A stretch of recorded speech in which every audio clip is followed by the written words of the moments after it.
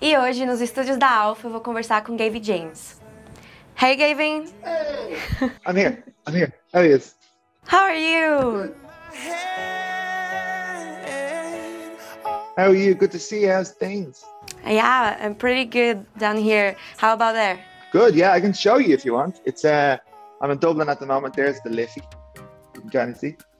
Oh. And it looks like Ireland outside. It's rainy and it's dreary and it's sad, but it's still nice. It's not too bad. Yeah, it's like that here too. Even if it's Brazil, it's like it's pretty rainy and dark and Cheers. yeah. So sorry. Starting about your most recent single, The Greatest Hits. What's your favorite part of it? I don't even know. There's a bit. Well, my favorite part. I did a music video for it, which was my favorite thing to do because I got to fly. I got to fly in the music video, which was terrifying and fun at the same time. I don't know my favorite part of the song. I guess when I was writing the song, I kind of had finished the whole record, so I was kind of had the freedom of just like writing something mad and a bit different. So I think it was never meant to be on the record, and then I finished it and I was like, oh, that's kind of quirky and cool. So yeah, so that's kind of my favorite thing. Do you roller skate? Live, though. Sorry? I'm terrible at roller skating. I'm awful at roller skating. Yeah, really bad. I learned how to do it before the video, so I had like 2 days of roller skating and I fell so many times. Problem is I'm 6'3", so when I fall it's very sore. I'd fall from very high up in the air. So you're better on flying? Yeah. To be fair, yeah. The safety precautions just weren't in place for the video. It's a massive, very big head. My head is the biggest part of like me. So when I fall, I just go like flat on my face every time. But all good. I was fine. I survived. So it was okay. Okay, yeah. But it turned out really good. I liked the video, and the video is also pretty nostalgic, isn't it? A lot of 80s references. What's the idea behind it? When I came up with the idea, before we had, I just was going through ideas in my head of what the video could be, and I kind of love funny videos. Like Foo Fighters do a lot of funny videos, and I love the kind of making fun of yourself a little bit in music videos. So I never had done that before, so I was kind of excited about doing it with this song, because this song is kind of playful and a bit more. It's not as serious as the likes of Always or something like that. So I wanted the video to kind of feel like that as well. So yeah, the video idea came from, like, I kind of dreamt it up, the whole thing of like being in a roller rink and everything just goes bam right into the 80s, and this guy is obsessed with the 80s, and then you walk into the roller rink and then everything is just 80s and mad, and that's the reason why the relationship broke up. And then he goes into a dreamland with the girl that he's in love with, and then he does Dirty Dancing, and then everything goes, it's mad. It's the stupidest video idea ever, but it ended up turning out really funny. So I'm really happy with it, and my mate Andy did a great job at like directing it, and he smashed it out. So yeah, I really liked the video, and also the song, because you're a great songwriter, and you wrote one of my favorite personal songs since I was really young, along with Ed Sheeran. It's Little Things, and Always too. And I always when I listen to your songs, I feel so deep emotions, and I wonder what inspires you to write. Do you think of a person? Do you think of a place, a moment on your life? What's on your mind when you that moment writing? It always comes from a place of like, it has to come from somewhere that actually happened, I think. Because when I wrote Always, I had broken up with like somebody that I loved very much, and I wrote it in the first week. I think it was the first song. It was like, the idea was like,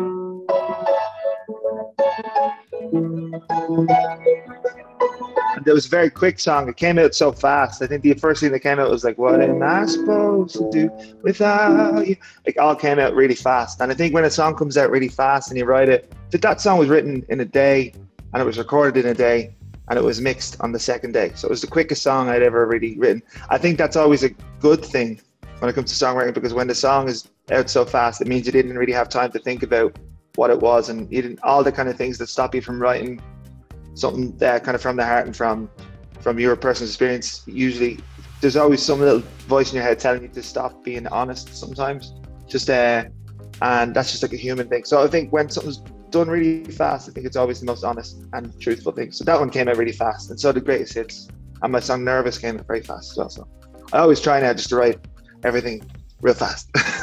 But that's kind of how it happens. Yeah. Interesting process flow, because you listen and you see it's a great hit, it's a big success, especially in here in Brazil. People listen to you always. It's often played on the radios, and it's nice to see that the process was really nice for you and easygoing. Yeah, I remember. It was really fun, actually. I remember writing it and I was so excited about it, and I wasn't sure if it was very good. And then I remember showing my next door neighbor when I was living in London. I was like, is this good? Let me know if this is good or is it crap? I don't know. And then he was like, it's good. And I was like, great, so it's fine. And then Brazil happened, and then Brazil was just, whenever we started listening to it in Brazil, it was like, kind of blew my mind a little bit, because I'm from like Dublin and just Europe and stuff. I kind of turned around Europe and I turned around Ireland, but then when Brazil happened, I was so surprised at how welcoming and how much it went over there, and it was on the radio all the time. It's just crazy. It's so far away from me, Brazil. Like it's mad, and I love it there as well. And I got to travel there so many times and meet so many lovely people. So, it was probably one of the best things that's ever happened to me. Wow, what an honor! What else do you remember from our country? What do you like doing here? I remember the waves in Rio, in Rio de Janeiro. We went to the beach, and I'm really tall. So like we went to the beach, and my sister and my girlfriend came with me, and we were on in the beach, and the waves are like pretty much this high. So pretty much we're getting absolutely getting thrown all over the place. But I was standing up and we're all holding hands, and they kept on going like really far. I remember just that drinking loads of caipirinhas, eating loads of steak on the sword. All that. What's the place called over there? There's a really nice place.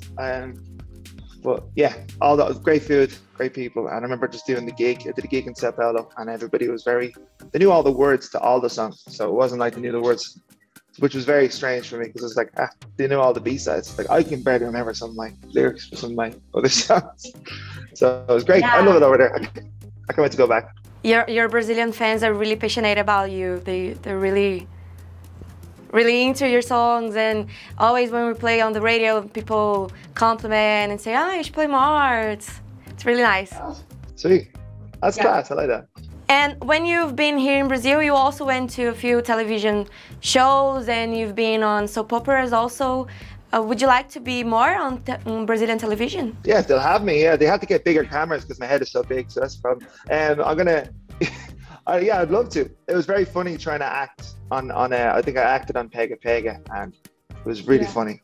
Trying to because it's so alien to me to try act, and it turned out really funny. But it wasn't actually funny. It turned out really good, I think. I remember my mom watching it, and she was like, "Your acting is terrible." I was like, "Okay, it's fine." It's like, this song is for you. But anyway, it was very funny. Yeah, I'd love to do that again. It was fun for me, doing something a bit different. At least you play it yourself, so.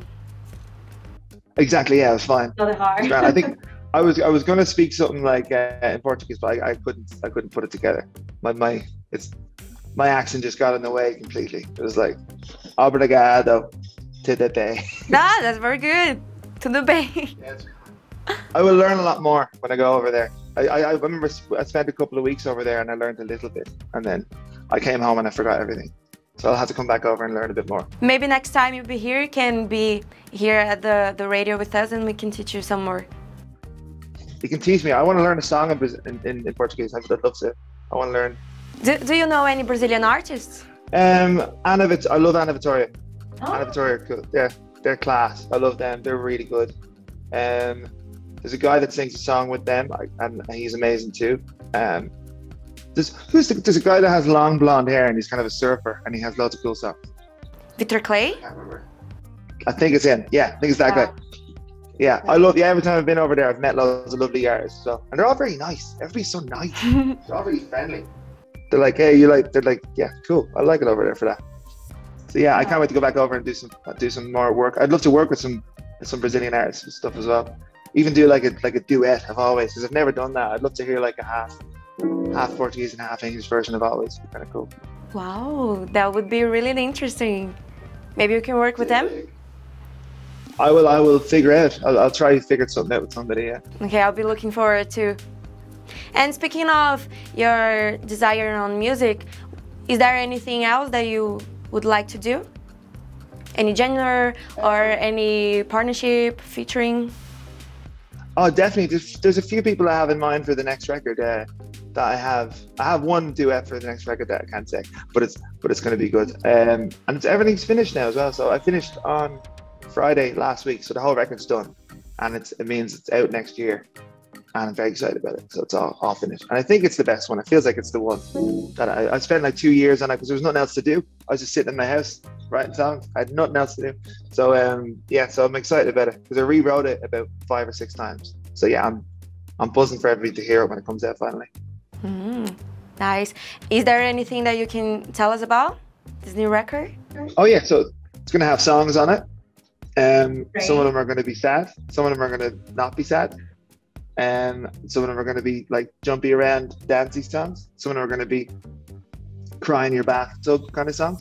And then it's going to be like a big mixture of everything. So it's cool. I like it a lot. I did a lot of it here as well. So I did a lot of it with my friends. So it was a fun record to make, which is fun. Nice. And speaking about musical influences, who are your main ones? My main one would have to be Bob Dylan, would be my main one, and all the kind of old school stuff. I got brought up on like Cat Stevens and like Led Zeppelin and a lot of kind of different people. But yeah, Bob Dylan for songwriting, and yeah, to be fair, I used to listen to a lot of heavy metal when I was a kid as well. So I used to listen to a lot of like Korn and Metallica and yeah, a lot of different things, Megadeth, but it doesn't really come through on my music now too much. But yeah, that's where I learned how to play guitar, and then I swapped the electric guitar out for acoustic guitar. And then I play electric guitar a little bit. That's so funny, there is an electric guitar and there's an acoustic guitar. But anyway, yeah, that's it really. And then I get influence just from people that I meet along the way. I like people that I've met a lot of like lovely artists that have kind of shown me, or I've written with people that have kind of taught me different things. So yeah, everybody is kind of influential really. And what about new artists? What have you been listening to? What's on your playlist lately? At the moment, there's a lot of artists in Ireland at the moment that I'm listening to. There's loads of new people. There's a girl called Luz, it's L-U-Z. She's very good. Orla Gartland is from Ireland too. Sam Fender, love Sam Fender. He's sick. There's loads, yeah, loads. I need to listen to, I have listened to quite a bit of Anavitória at the moment. I think of their first record I've been listening to. There's one song, it's a duet, that's really lovely. So we're really looking forward to have you here in Brazil to listen to your new record, and I'm really thankful for this talk. It's an honor to talk to you. It was a great interview. Lovely to talk to you too. I'll see you soon in person, hopefully. See you. Hope to see you here. Bye bye.